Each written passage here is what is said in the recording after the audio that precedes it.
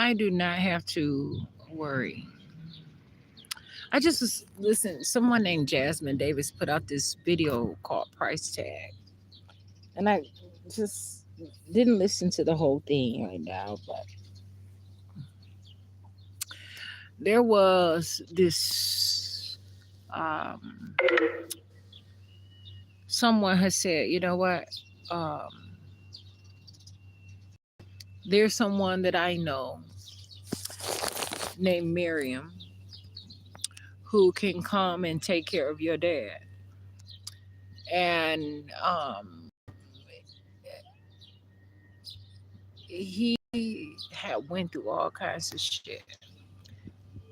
But I wonder if the money that was being paid was supposed to be hush money and to say, okay, this is the money. No, that was never talked about. That money was no settlement. That money was supposed to have been no strings attached. But I am going to look into that and I'm going to see where it all came from. It was some thousands of dollars that was paid to others, but it was just a big, large situation.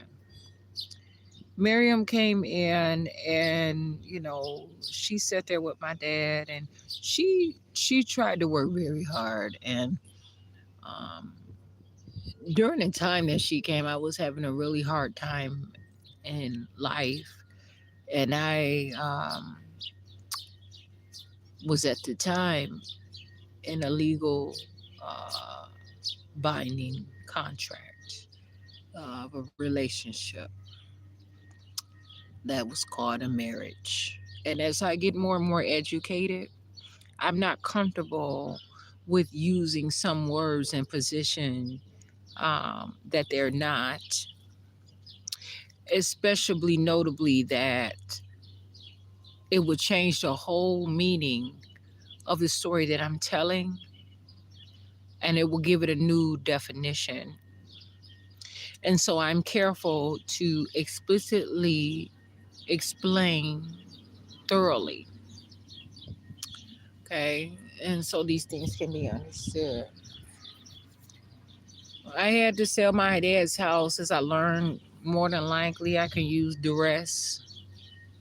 He went to a nursing home. And I understand that, I have so much information, and those can see and understand and know the full story, can understand that it wasn't violence or abuse or neglect for my dad or anything like that. But I did struggle. And I tried to make everything perfect. And at the time, it was not all the time to say, you know, focus more on your husband. My dad was the provider in the house. It was tough. He had to eat puree foods. The just the bills, $2,500 a month. It was just a significant amount of things. Bills, all these car notes, because I was buying these cars and they were breaking down and we still had to make it.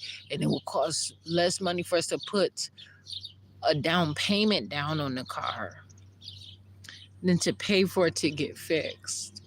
The amounts of money that it would cost for it to get fixed, buying these cars, still having a car note.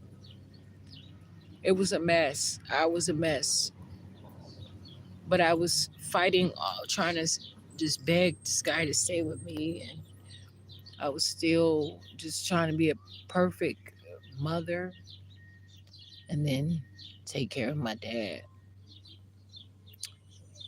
And so Miriam came along and she was there sometime or whatever. And the house wasn't clean. I was ashamed of that sometimes, where, you know, I could have easily said, listen, shower my dad in this room, give him this room. But I had that room. I said, well, I didn't know how to. I listened to them about his diagnosis, and I now know better that I would know how to handle someone with that diagnosis much better now, that they would be able to live and be active, and I would not underestimate them, and they would be able to be healed because I know I have so much sense of awareness now. Um, but it was troublesome trying to get through everything or whatever. But it wasn't that much food for my dad. And it would be like, hey, I got to go up here to pick and save, and over here to pick and save and grab some more baby food, or maybe go up to Walmart, usually to see, what I can get. And just, it wasn't enough food. I had bought a puree, or so whatever I was cooking, I just pureed for that thing. Wasn't It was breaking, it wasn't working. I found myself lost in the cycle though, just stressed out with many things. And even if someone had, and I'm not saying nobody, but even if somebody recorded the conditions to say, you know, they barely had enough food to eat. I never wanted anyone to understand, because I didn't want anyone to know that I had been robbed.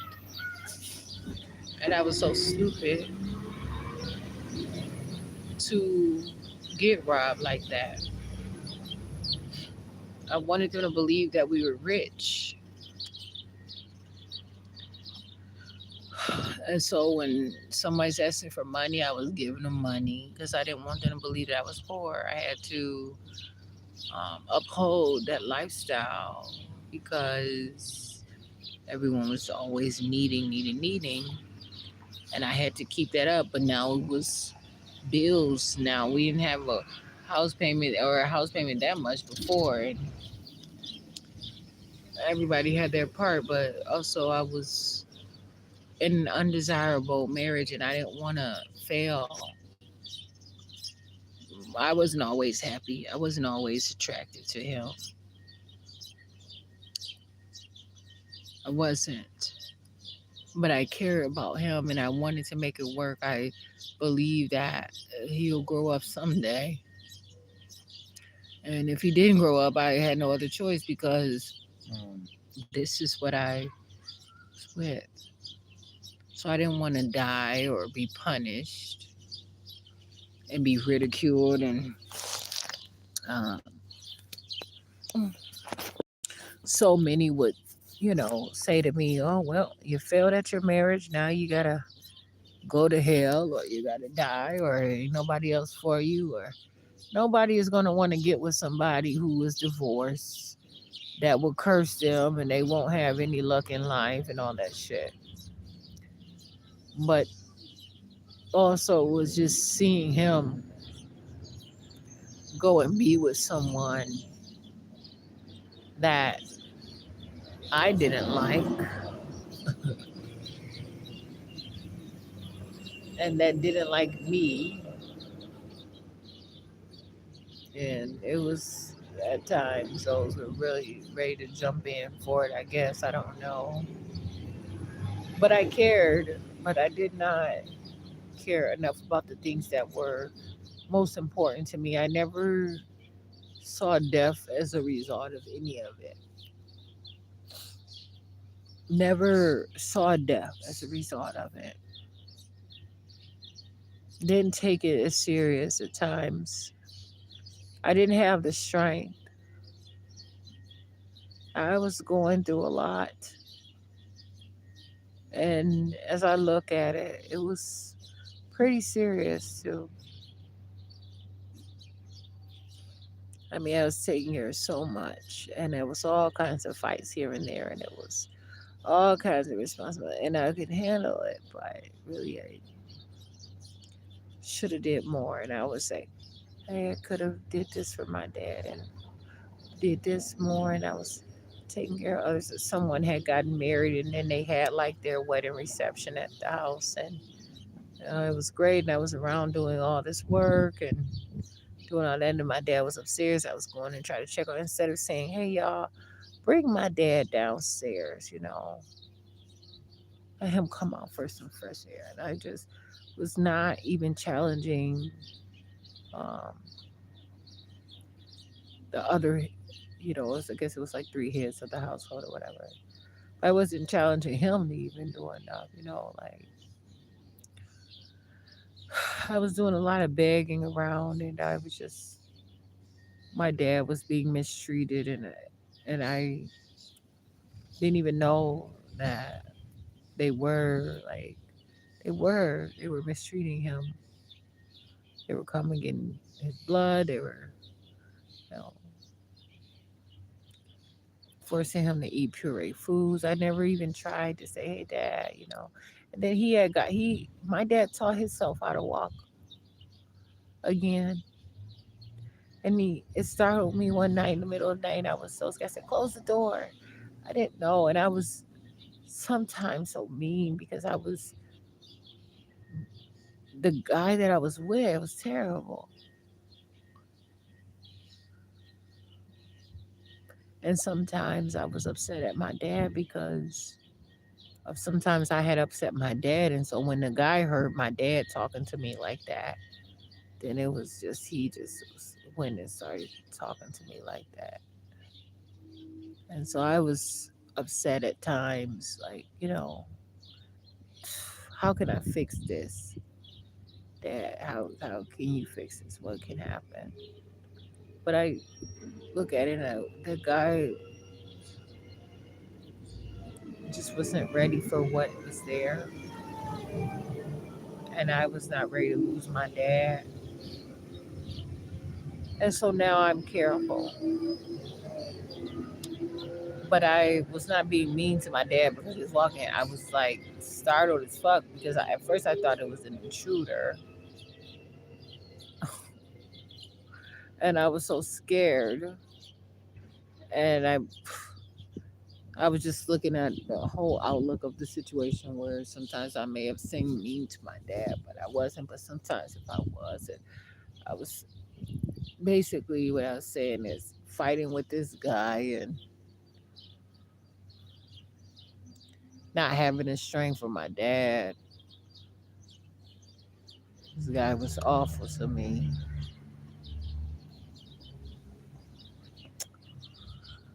But whatever someone has, whatever someone could say, it doesn't take away from who I am today. I've been through this story before. I've said all this stuff before, but for the record, it can stand. I don't care. But I could have done better. But you know what? All of those professionals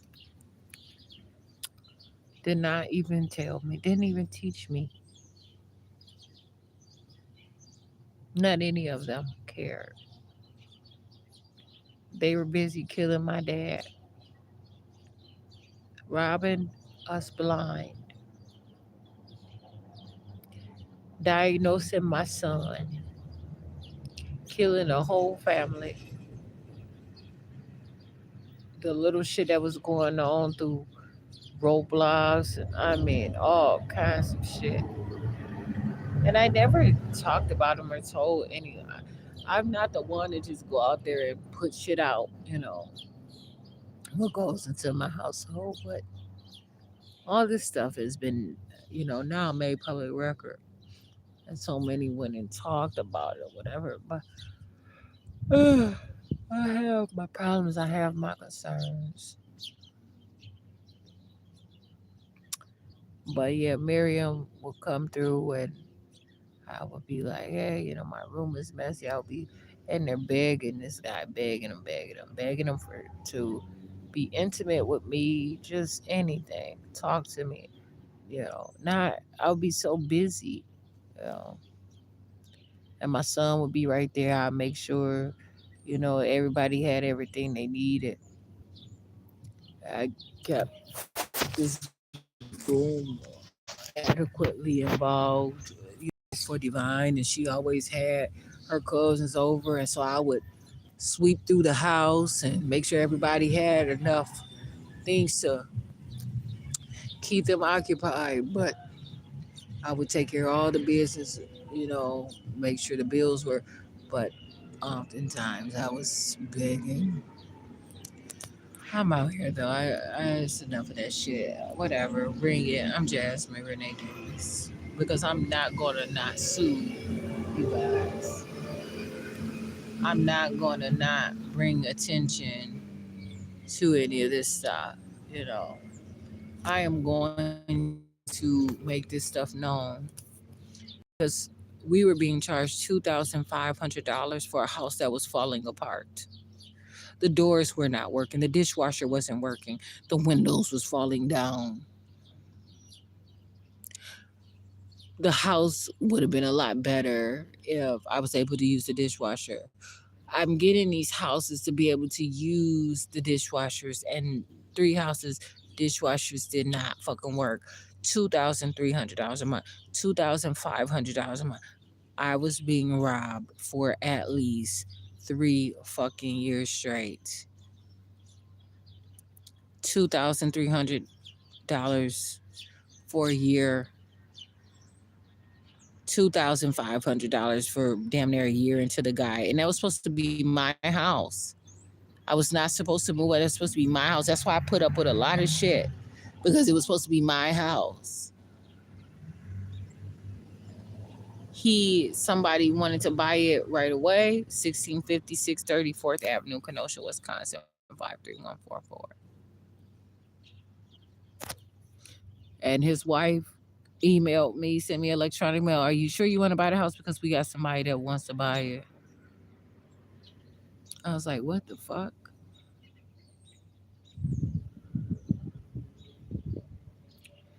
I was very happy to be around those people. I would have been the best of friends that they could have ever had, all of them. And they're white. And I never mistreated them. I tried to listen to them. I accepted all of their fucking garbage, high price garbage. Please, I'm out here, man. I'm Jasmine Renee Davis. And I no longer accept it.